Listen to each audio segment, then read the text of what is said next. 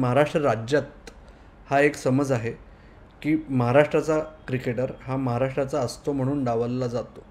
तुम्ही महाराष्ट्राचे प्रशिक्षक म्हणून तुम्ही बघितलं आहे जवळून. ऋतुराज गायकवाड तेव्हा म्हणजे आतबाहेर गेले 4-5 वर्ष आहे. तर हा समज गैरसमज आहे. अजिबात नाही अमोल. मी जेवढं महाराष्ट्राचं क्रिकेट मी जवळनं बघितलं, मी ज्यांच्याबरोबर खेळलो, खूप चांगले क्रिकेटर्स होते आणि अनेक वर्ष खेळलो. एक आता कोच म्हणून सुद्धा मी खूप जवळनं बघतोय. असं होत नाही, असं कधीच होत नाही. याच्या आधी पण खेळलेत, खूप चांगले खेळलेले आहेत.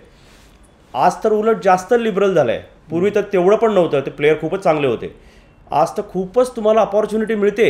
ऋतुराज गायकवाडचं तू उदाहरण घे. ऋतुराज गायकवाडला BCCIचे जे सिलेक्टर आहेत त्यांनी सगळ्या ठिकाणी कॅप्टन्सी दिली होती. Duleep trophy captain, Irani trophy captain, India A captain, सगळीकडे तो करतोय. CSK captain. एवढं दिल्यानंतर आपला परफॉर्मन्स पण दाखवायचा असतो ना. शेवटी परफॉर्मन्सवर तुम्ही सिलेक्ट होणार आहेत. तिथे जर कॅप्टनची जर जागा असेल तर तो कॅप्टन पण होऊ शकतो. तो इंडियाचाही कॅप्टन होऊ शकतो तिथे जागा असेल. पण तिथे ऑलरेडी तिथे कॅप्टन सगळे आहेत लाईनीत.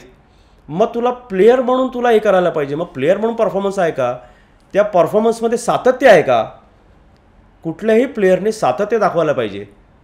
आज यशस्वी जयस्वाल तू काही म्हटलं तरी यशस्वी जयस्वाल तिथे जातो आणि जगामध्ये वेगवेगळ्या जगामध्ये जाऊन परफॉर्मन्स करतो. तर तुम्हाला ती जागा बनवण्यासाठी इंडियन टीममध्ये येण्यासाठी तुम्हाला कन्सिस्टंट परफॉर्मन्स करावा लागतो.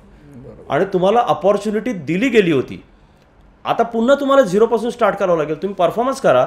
तुम्ही रणजी सीझनला 1000 रन करून बघा. एक सीझनला रेड बॉल क्रिकेट आणि व्हाईट बॉल क्रिकेट यात जमीन आसमानाचा फरक आहे. ज्या दिवशी समजेल की रेड बॉल क्रिकेट हे असं असतं, वाटलं तर तुम्ही जे रेड बॉलचे दादा लोक होते, एक उदाहरण म्हणून सांगतो, वासिम जाफर हा दरवर्षी 1000 करायचा. त्याला विचारा की 1000 केलं तर काय होतं म्हणून. त्याने 1000 केलं तेव्हा टेस्ट पण खेळला आणि 1200 केल्यानंतर ड्रॉप पण झाला होता.